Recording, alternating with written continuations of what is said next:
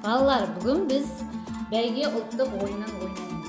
Ойынның шарты бойынша белгіленген жерде тұрған жүйрік аттарды мәреге дейін жылдам жеткізу керек. Кімнің жүйрік аты мәреге бірінші жетсе, сол жеңіске жетеді.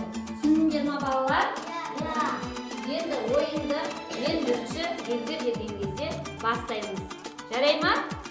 Ал дайындаламыз. 1, 2, бастаймыз. Ал балалар, жылдам. Кімнің жүйрік аты бірінші жетеді екен? Кәне. Жылдам ораймыз.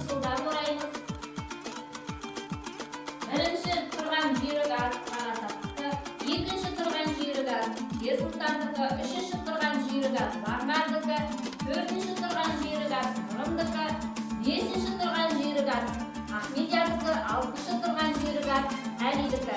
Ал жылдам.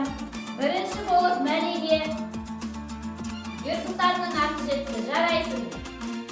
Екінші болып мәреге Ахмедиярдың аты жетті.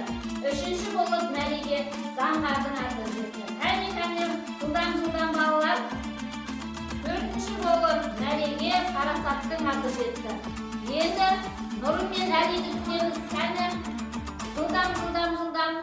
Әли, жылдам. Нұрым, ораймыз. Кәне, жылдам. Ораймыз. Бесінші болып мәреге Нұрымның аты жетті. Ал Әли, жылдам. Әли, кәне.